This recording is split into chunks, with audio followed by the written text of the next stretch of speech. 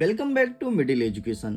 मेरे Free Fire lovers, अब मैं आपके सामने क्लास 10th के साइंस मतलब विज्ञान सब्जेक्ट का वही प्रश्न पत्र लेकर के आ चुका हूं जहां से बहुत सारे क्वेश्चन आपके एग्जाम में देखे जाने की संभावना है। वैसे तो इसका वीडियो ऑलरेडी मैं अपलोड कर दिया हूं, लेकिन उसमें मैं ओटी मतलब एग्जेक्टिव टाइप क्वेश्चंस को सॉल्व कराया हूं। अब इस वीडियो में आगे हम कवर करेंगे बड़े बड़े क्वेश्चन आंसर जो लॉन्ग हैं, 2 नंबर, 3 नंबर और 4 नंबर के हिसाब से एग्जाम में देखने को मिलता है। मैं वीडियो को शुरू करूं उसके पहले मैं आपको एक बड़ा निर्देश देना चाहता हूं कि अगर आपने वीडियो को देखना स्टार्ट कर दिया है और जितने भी क्वेश्चन यहां पर मैं दिखाऊंगा, प्लीज सारे क्वेश्चन को कंठस्थता अपने दिमाग में बैठा लेना, क्योंकि यही का यही क्वेश्चन आपके एग्जाम में छपने वाला है। तो बिना टाइम वेस्ट किए हम करते हैं जल्दी जल्दी वीडियो को शुरू और देखते हैं कि बड़े वाले क्वेश्चन किस प्रकार से रहेंगे हमारे एग्जाम के। तो यहां से हमारा क्वेश्चन स्टार्ट होता है क्वेश्चन नंबर 6 से। हमारा छठा नंबर कहता है कि वायु में जलने से पूर्व मैग्नीशियम रिवर को साफ क्यों किया जाता है। आखिरकार क्या रीजन है कि हम मैग्नीशियम रिवर को साफ करते हैं। तो ये रहा इसका आंसर आपके सामने। 2020 और 22 के एग्जाम में भी पूछा गया था। आंसर क्या बनेगा, मैग्नीशियम रिवर के ऊपर धुंधली मैग्नीशियम ऑक्साइड की एक परत जम जाती है ना। समझो जैसे मैग्नीशियम रिवर है तो इसके ऊपर एक मैग्नीशियम ऑक्साइड की परत जम जाएगी, और अगर ये परत जम जाती है ना तो आग लगता नहीं है, या फिर आग लग जाएगा तो सफेद रंग का ज्वाला नहीं देगा। इसलिए सबसे पहले हम मैग्नीशियम रिवर को अच्छे से साफ करते हैं, आग लगाते हैं, तब जाकर के ये बहुत अच्छे से सफेद रंग का ज्वाला देती है। कभी कभी एग्जाम में ये भी पूछता है कि अगर हम मैग्नीशियम रिवर को जलाते हैं तो किस रंग का प्रकाश निकलता है। तो याद रखना सफेद रंग का प्रकाश निकलता है। आगे हमारा नेक्स्ट क्वेश्चन कहता है संयोजन तथा वियोजन अभिक्रिया क्या है। आइए देखते हैं संयोजन। अच्छा, पहले आसान भाषा में समझ लो। देखो, संयोजन का मतलब होता है कोई चीज को जोड़ना। मतलब हमने दो केमिकल लिया और दो केमिकल को आपस में जोड़ करके एक नया केमिकल बनाते हैं, उसे कहते हैं संयोजन। और वियोजन का मतलब वियोजित करना, ये कोई चीज को तोड़ना। अब देखो यहां पर देखो, संयोजन को ध्यान से देखना, ठीक है। सबसे पहले एग्जांपल देखो, कभी भी ऐसे क्वेश्चंस को पढ़ो तो एग्जांपल देखो। देखो, सबसे पहले हमने CH3 लिया मतलब अमोनिया, फिर HCl मतलब हाइड्रोक्लोरिक अम्ल लिया। देखो, इसका इन दोनों का जब मैं रिएक्शन करा तो हमें क्या निकल के आया, CH4Cl, और ये एक नया प्रोडक्ट निकल के आया, इसी को कहते हैं संयोजन। अब जरा समझना, वे रासायनिक अभिक्रियाएं जिनमें 2 या 2 से अधिक तत्व या यौगिक संयुक्त होकर के एकल उत्पाद बनाते हैं। देखो ना, 2 या 2 से अधिक है और जुड़ करके एकल उत्पाद बनाते हैं, बस इसी को हम संयोजन कहते हैं। दूसरा क्या पूछा है, वियोजन ना। वियोजन आपका यहां पर संयोजन है, ये नीचे वियोजन, जिसे अपघटन भी कहते हैं। ध्यान से देख लो, अगर एग्जाम में अपघटन आ जाए तो कंफ्यूज मत होना, वियोजन ही कहलाता है। अब वियोजन क्या होता है, समझो हमने एक केमिकल ले लिया, एक केमिकल को हमने गर्म किया, ऊष्मा दिया और गर्म करके उसे हमने तोड़ा 2 अलग अलग केमिकल में, वही तो वियोजन है। अरे भैया, जैसे ये पेंसिल है, इस पेंसिल को यहां से मैं तोड़ दूं, अलग अलग बन जाएगा, ये वियोजन है। अच्छा, तोड़ने के लिए मैंने क्या किया, कुछ ना कुछ किया, मैंने ताकत लगाया मेरे भाई। बस ऐसे देखो ना, इसमें ऊष्मा दिया। ऊष्मा लिखना जरूरी है, भूलना मत। अगर ऊष्मा भूल जाओगे तो मास्टर साहब तुम्हें नंबर देने से भूल जाएंगे। अब देखो, वियोजन क्या है, वे रासायनिक क्रिया जिसमें एक अभिकारक टूट करके 2 या 2 से अधिक छोटे छोटे उत्पाद में विखंडित होता है, उसे वियोजन कहते हैं। अपने शब्दों में भी लिख सकते हो कि वे रासायनिक अभिक्रिया जिसे ऊष्मा देने पर या जिसे बाहर से उत्प्रेरक देने पर जो 2 अलग अलग या फिर 2 या 2 से अधिक अलग अलग छोटे छोटे उत्पाद में टूटते हैं, उसे वियोजन कहते हैं। अगर तुमसे ये याद है एग्जाम्पल, आसानी से तुम उसका डेफिनेशन लिख सकते हो। चलो आगे बढ़ते हैं। नेक्स्ट हमारा 7वां नंबर कह रहा है पीतल एवं तांबे के बर्तन में दही एवं खट्टे पदार्थ को क्यों नहीं रखना चाहिए। तो आइए दिखा देते हैं इसका भी सही आंसर क्या लिखोगे। तो ये रहा है आपके सामने इसका आंसर। ये क्या लिखा है, जरा ध्यान से सुनना।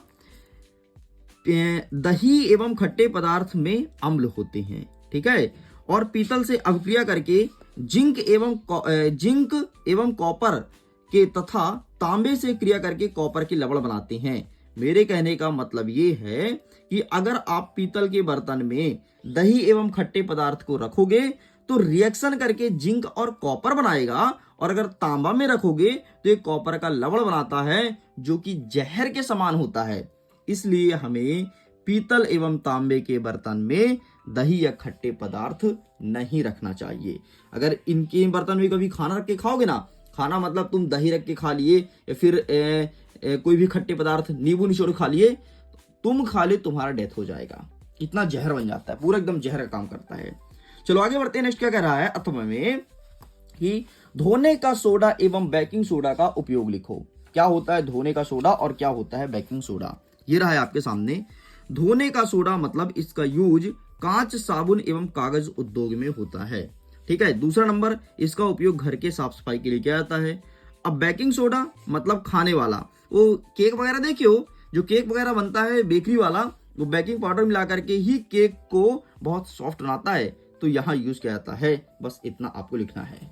ठीक है जी, आगे बढ़ते हैं। नेक्स्ट प्रश्न, प्रश्न नंबर 8। हमारा प्रश्न नंबर 8 कह रहा है गर्म जल का टैंक बनाने में तांबे का उपयोग करते हैं, है ना, जिसमें गर्म पानी भरते हैं उसका टैंक हम तांबे से बनाते हैं, उसमें लोहे का यूज क्यों नहीं किया जाता, आखिरकार क्या रीजन है। तो ये रहा इसका आंसर।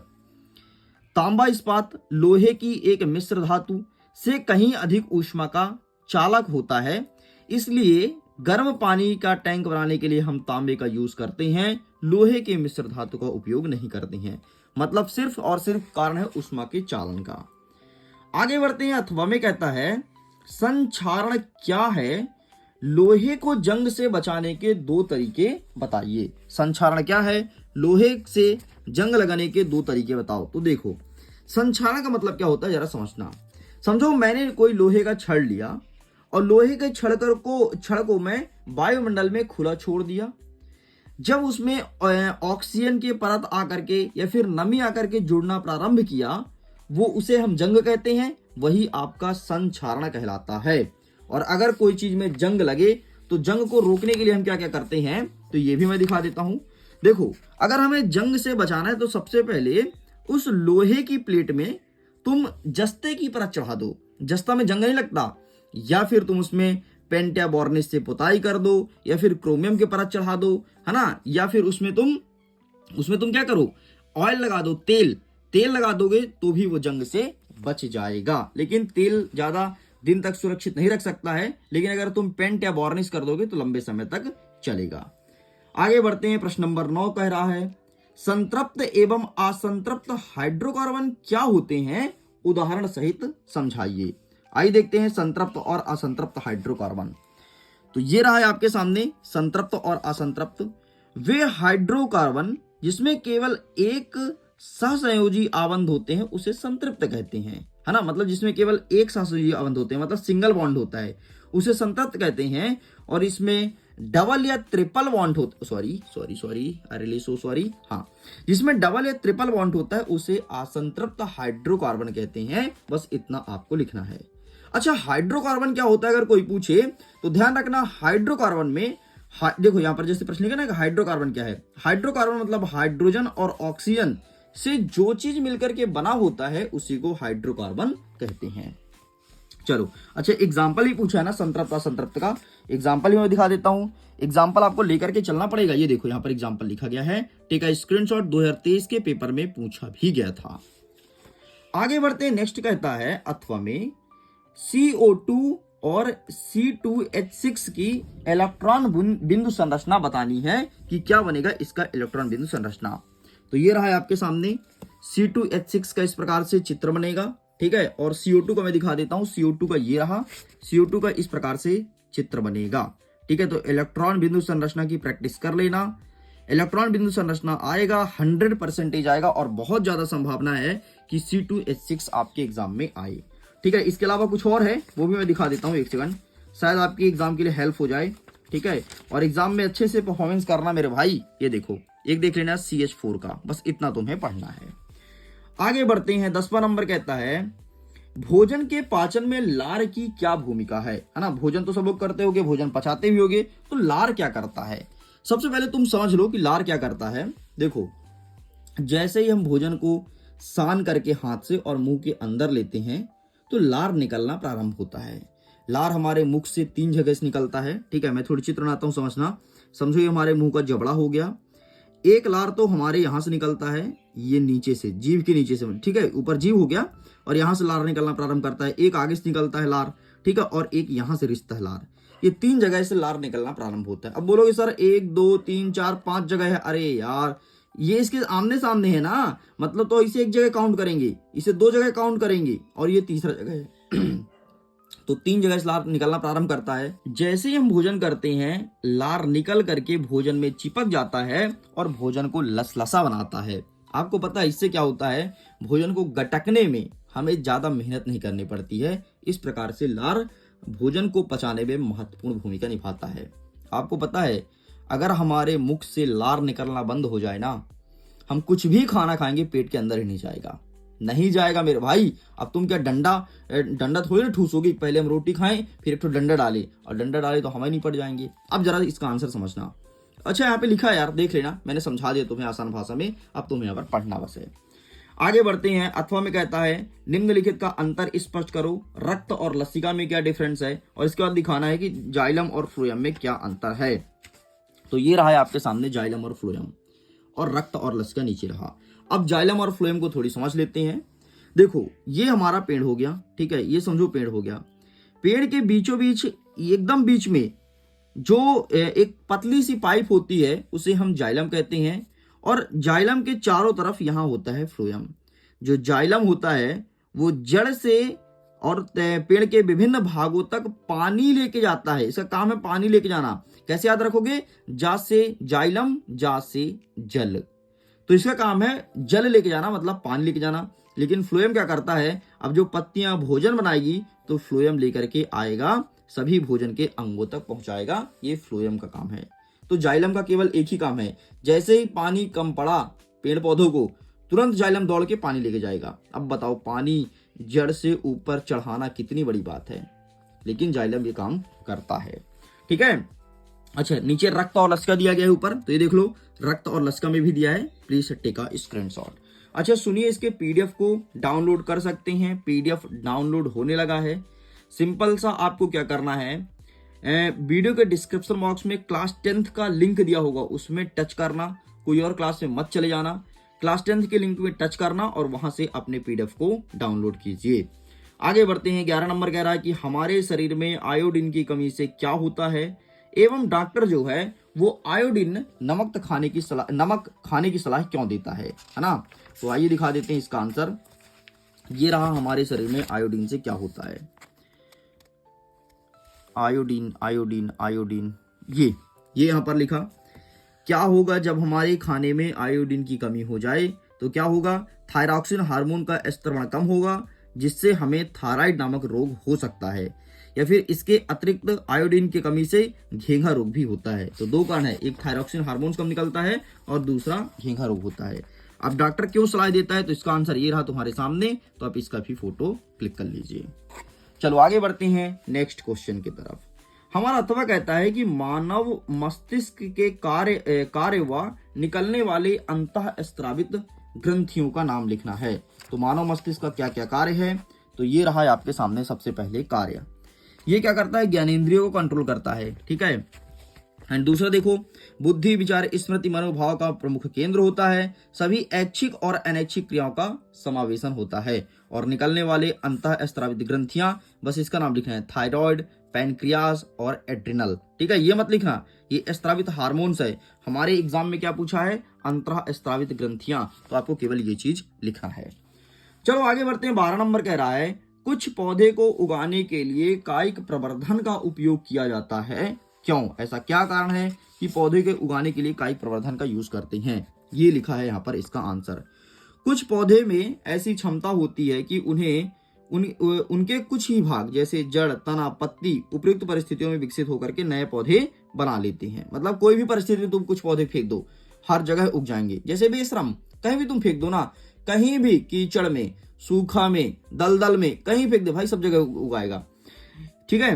नेक्स्ट कहता है कि इस प्रक्रिया में नए पौधे शीघ्र तथा आसानी से उत्पन्न हो जाते हैं तथा ऐसे पौधे भी इस विधि से उगाए जा सकते हैं जो बीज उत्पन्न करने की क्षमता खो चुके होते हैं। इसके अतिरिक्त इस प्रकार से उत्पन्न पौधे आनुवांशिक रूप से जनक पौधे के समान होते हैं, इसलिए कुछ पौधे को उगाने के लिए कायिक प्रवर्धन का यूज किया जाता है। इससे कहने का मतलब ये है कि कुछ पौधे ऐसे होते हैं, पौधे के भाग ऐसे होते हैं जिसका कोई भी भाग तुम उठा करके फेंक दो वो उगाएगा।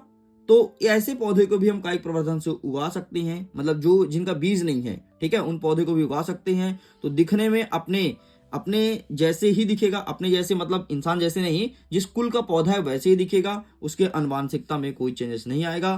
तो इस प्रकार से हम पौधों को कायिक प्रवर्धन से उगा सकते हैं।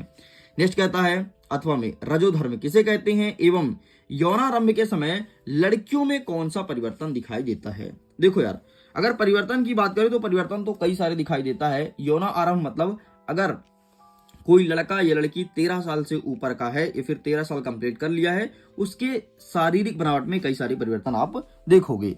लेकिन सबसे पहले पूछा है ऋतुस्राव या रजोधर्म क्या है।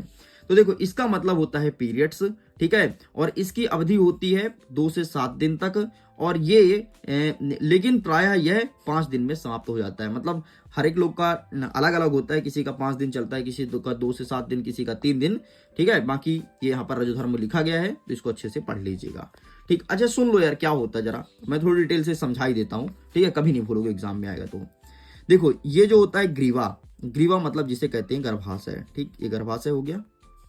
क्या होता है कि ब्लड्स जो हैं वो ब्लड्स आकर के यहाँ पर क्लॉट होता है, मतलब इसका थक्का बनता है, खून यहाँ पे जमता है ग्रीवा के चारों तरफ, ठीक।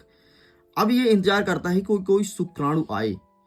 शुक्राणु जैसे ही एंटर करता है, तुरंत ये जो ब्लड्स होते हैं या फिर जो अंडाणु होता है, तुरंत शुक्राणु को खींचने का प्रयास करता है और शुक्राणु को खींच करके ग्रीवा में ले आता है। मतलब ये प्रक्रिया तो बाहर होता है, जहां से इनिशिएशन होता है वहां से होता है, लेकिन मैं तुम्हें अंदर की प्रोसेस समझा रहा हूं। तो क्या होता है कि जैसे ही शुक्राणु प्रवेश करता है, अंडाणु क्या करता है, इसे अंदर खींच के ले आता है और इनके पास लेके जमा कर देता है। ये ब्लड होते हैं और यही ब्लड जब इससे शुक्राणु से मिलते हैं तो धीरे धीरे नए संतान को विकसित करते हैं, ठीक। तो ये प्रोसेस चलता है। लेकिन अब समझो, अगर शुक्राणु एंटर नहीं किया, है ना, ये टाइम पीरियड चलता है यार, ये टाइम पीरियड वैसे तो कहते हैं कि जैसे ही ये ऋतुस्राव खत्म होता है तो उसके बाद से टाइम चलने लगता है, लगभग 15 दिन तक चलता है, ठीक है। अगर 15 दिन के अंदर कोई शुक्राणु आए तो दिन बेहतर, नहीं आया तो ये ऑटोमेटिक ब्लड्स जो क्लॉट रहते हैं वो टूट जाते हैं। तो क्या होता है, शुक्राणु आया अंदर, ठीक है, जैसे शुक्राणु अंदर आता है तो ये सब खींचने का प्रयास करते हैं, और अगर शुक्राणु नहीं आया ही नहीं तो फिर ये क्या करेंगे कि ऑटोमेटिक इनका जैसे ही लगभग 30 दिन खत्म होता है, ये ऑटोमेटिक क्लॉट्स टूट करके और बाहर निकल जाते हैं। बस ये कहलाता है ऋतुस्राव, ठीक है। और ये लगभग 5 से 7 दिन निकलता है ना। भयंकर पेन होता है, ये इतना पेन होता है जैसे कोई बच्चे को जन्म देता है ना, उतना ही पेन ये इसके टूटने पर भी होता है ना। चलो आगे बढ़ते हैं। अच्छा, यौनारंभ के समय कौन कौन सी परिवर्तन दिखाई देती है तो इसका भी देख लो। तो ये देखो, सबसे पहले क्या होता है, कांख और जांघ में बाल के गुच्छे निकलने लगते हैं, ठीक है, और स्तन के आकार में वृद्धि होने लगता है, रजोधर्म प्रारंभ होता है, और लड़कियों में कई प्रकार के शारीरिक बनावट में भी परिवर्तन देखने को मिलता है। आगे बढ़ते हैं। 13 नंबर कह रहा है कि मानव में बच्चे का लिंग निर्धारण कैसे होता है एवं गुणसूत्र की भूमिका बताइए। देखो, इसका आंसर हम आपको दिखा देते हैं, ठीक है, 1 सेकंड जरा वेट कीजिएगा। ये रहा बच्चों में लिंग निर्धारण, इसे आप पढ़ लेना, मैं थोड़ी सी समझा देता हूं। देखो क्या होता है, कोई भी इंसान हो, सभी में होते हैं 23 जोड़ी गुणसूत्र। कितने? 23 जोड़ी गुणसूत्र। ये 23 जोड़ी गुणसूत्र में से जो 22 जोड़ी गुणसूत्र हैं, ये बच्चे के शरीर का निर्माण करता है, लेकिन लिंग का निर्धारण नहीं होता, है ना। पहले शरीर बनता है, 22 जोड़े से पहले बन गया शरीर। अब जब एक माता का और एक पिता का आकर के संकरण करता है तो अगर XX मिला तो होगा बच्चा, XY मिला तो होगी बच्ची। अच्छा, इसको हम ज्यादा डिटेल में भी डिस्कस करेंगे टॉपर सीरीज वर्ष 2026 के क्लास में। अगर आपने नहीं जुड़ा है तो जुड़िए, गुड अपॉर्चुनिटी है। 20 नवंबर से एक नया क्लास स्टार्ट कर रहा हूं जिसमें पूरा सिलेबस कंप्लीट कराया जाएगा A to Z। Topper series से जुड़िएगा जरूर, बहुत फायदा मिलेगा। मैं सब कुछ पढ़ाऊंगा और मैं अच्छे अच्छे टीचर्स भी लेकर के आऊंगा, मतलब तुम्हारे लिए जितना कुछ करना होगा तो मैं करूंगा, आपको पता है सारे सब्जेक्ट पढ़ाऊंगा। आपके कितने सब्जेक्ट लगते हैं? 6। लेकिन संस्कृत को छोड़ करके या फिर आईटी को छोड़ करके बाकी सब कुछ पढ़ाया जाएगा। तो इतना कुछ पढ़ा रहा हूं और आपको पता है कीमत कितना है? मात्र 399। अब देखो 399 और सब्जेक्ट कितने? 5। मतलब एक सब्जेक्ट का तुम्हारा 100 रुपए भी नहीं पड़ रहा है। अगर कोर्स से तुमको जुड़ना है तो वीडियो के डिस्क्रिप्शन बॉक्स में लिंक दिया गया है कोर्स का, इनरोल कर लो, जल्दी से जुड़ जाओ। 20 नवंबर से क्लासेस स्टार्ट हो रही है और डिटेल में समझाएंगे कैसे बच्चे का जन्म होता है, कैसे बच्चा बनता है, ये सबको डिस्कस करेंगे। अभी मेरे पास समय कम है इसलिए मैं थोड़ी ऊपर ऊपर की बातें बता रहा हूँ। जब आओगे क्लासेस में फिर देखना मजा आ जाएगा और एक एक चीज समझ जाओगे। जो तुम हो सकता है नहीं पढ़े हो वो भी तुमको यहाँ पर सिखा दिया जाएगा। ठीक है जी, तो हम कहाँ पे थे? सॉरी, 22 जो जोड़ी होता है ना वो शरीर का निर्माण करता है और एक होता है वो निर्धारित करता है कि लड़का होगा कि लड़की का जन्म होगा। हमारे 8वां में कहता है कि मेंडल ने अपने प्रयोग में मटर के पौधे का चयन क्यों किया? देखो मेंडल ने मटर के पौधे का चयन किया था, उससे कई सारे रीजन थे। सबसे पहले जो मटर का पौधा होता है ना वो आसानी से कहीं भी उत्पन्न हो जाता है। देखो मटर का पौधा उभयलिंगी तथा स्वपरागित आसानी से उगने वाला वार्षिक पौधा है। कहीं भी उगा लो और कभी भी उगा लो, कोई सीजन में। ठीक है, और तुमको बड़ी बात बताऊं, इसका जीवन काल कम होता है। मुश्किल से मुश्किल 30 या 35 दिन में मटर तैयार हो जाता है। ठीक, तो ये बड़ा अच्छा चीज है और इसे आसानी से कृत्रिम परागण किया जा सकता है। मतलब अगर तुम घर में उगाना चाहते हो, परागण करके 2-3 मटर को लो, रिएक्शन कराओ तो वो भी हो जाता है। इसलिए मेंडल ने मटर के पौधे का चुनाव किया था।